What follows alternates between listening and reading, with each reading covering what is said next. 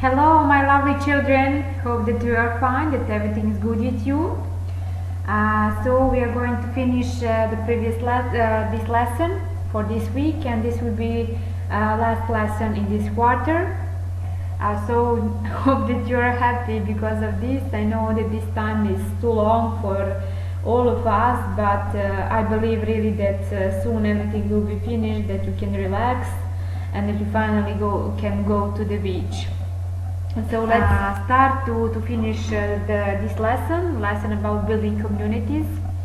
And today we are going to speak about English settlement, how it was at the beginning in North America, why they did some things, and how actually everything began in North America with English settlement exactly. And so in 1607, three ships sailed from England to North America, and they landed in what is now the state of Virginia. Some of the 105 passengers hoped to find riches and a way to the Pacific Ocean.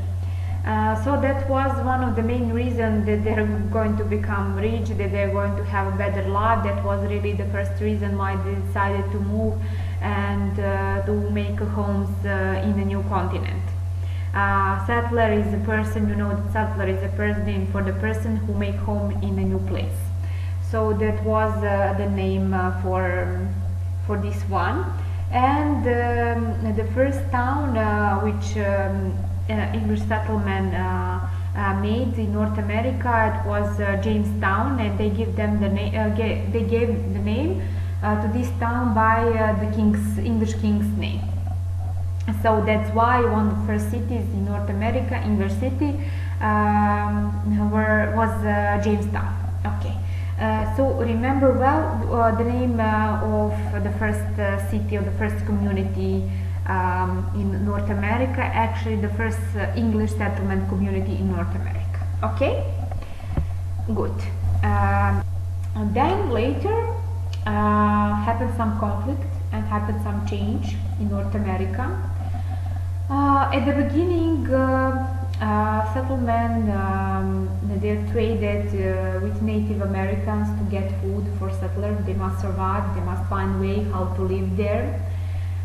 So at the beginning was easy, but later they didn't have any more goods for which to trade, so they decided to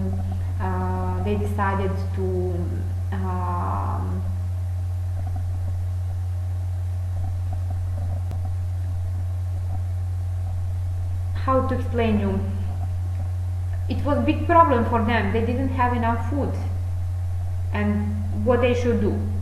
So this from some moment this became very big problem. So settlers came into conflict or disagreement. So remember this well, what's meaning of conflict and disagreement with Native Americans. That means that they didn't agree about something, so become not nice time for these people there in that moment.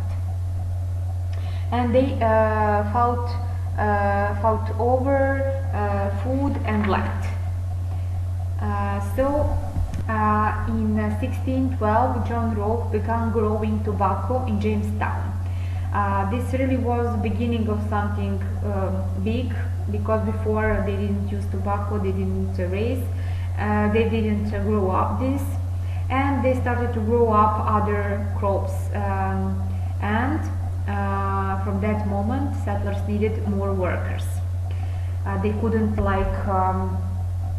handle that by themselves, like to take care about all these plants, like it was huge plantage. They had grain, cotton, tobacco and cotton in that moment was the main. And this land, this soil was very, very good for this kind of plants. And what they did, at the beginning of 1600s, people were bought from Africa and forced into slavery. So This is beginning of one very hard period for these people, and the beginning of slavery. And slavery is a system under which people have no choice. So slaves from Africa had very big problems, very hard life, and the Africans had been taken from their homes and families. Then traders had brought them to North America, where they worked as enslaved people. Enslaved person is owned by another person and forced to work without pay. Sometimes they didn't got food, they didn't got water, and this area, this land was very hot. So it was so difficult for people from Africa. And I want to explain you a little bit more about this, how they traveled, how they suffered. And in 1619, English privateer ship the White Lion landed on the shores of Virginia with some 20 captives aboard. Men and women brought in Angola by the Portuguese and then seized by English pirates on their way across the ocean. Upon their arrival, they were exchanged for cattle. It began on a small scale. The slaves worked with Native Americans and Europeans on tobacco, cotton and rice plantations. But landowners soon saw more of this exploitable workforce. In 1661, a decree was passed banning interracial marriage. In the 18th century, hundreds of thousands of Africans were sent to what would one day become the United States. They parented millions of children, exploited as slaves, mainly in the south of the country. The Declaration of Independence of 1776 didn't free them from their shackles. 8 out of 12 of the first American presidents possessed slaves, even as the abolitionist movement was growing in the industrialized North, and international trafficking was banned in 1808. In 1860, the election of Abraham Lincoln poured fuel on the fire. The southern states seceded and the Civil War began. After 5 years of fighting, the Confederates surrendered to the Unionists, and the 13th Amendment of the Constitution forced an end to slavery. Then began a new era for the former slaves and their descendants, that of segregation.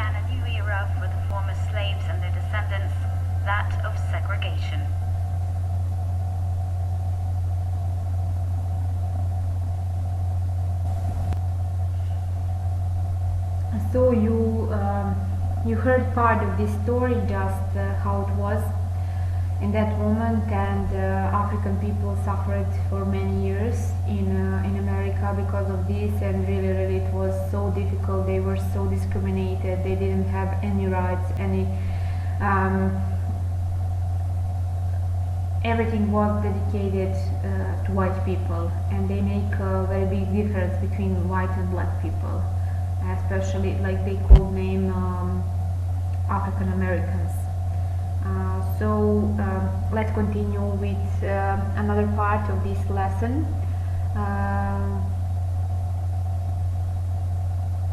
The Wampanoag were the first people to live where Plymouth, Massachusetts is today. They fished the nearby Atlantic Ocean and grow corn and other crops.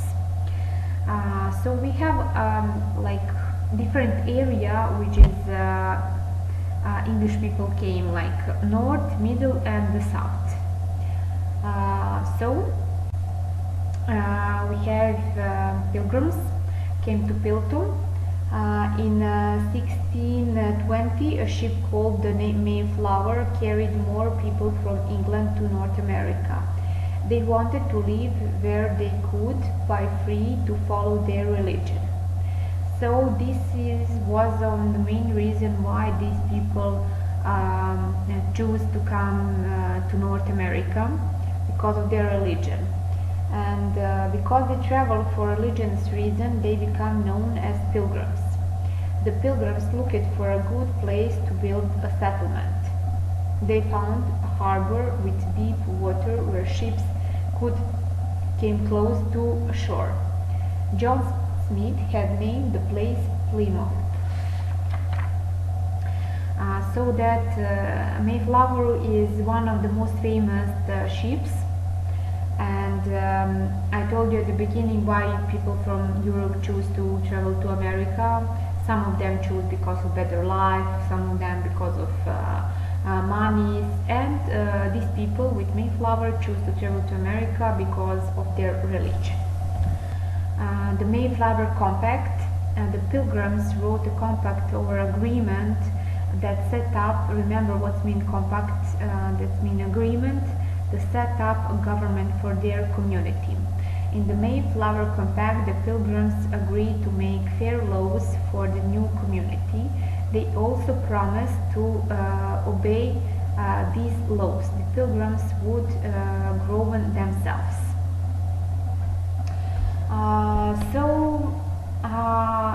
This is short story about this. They wanted to have arranged life, to have rules, to be to have good organization, and so on. My lovely students, this will be all from this lesson. Soon I'm going to finish your revision sheet that you can make revision for this quarter. I wish you good luck, and I believe in you. Keep it up with good work, and see you soon. And for most of you who is going to celebrate feast soon, I wish all the best for your families. God bless you, and celebrate in peace. A big hug from your teacher Angelica. Bye.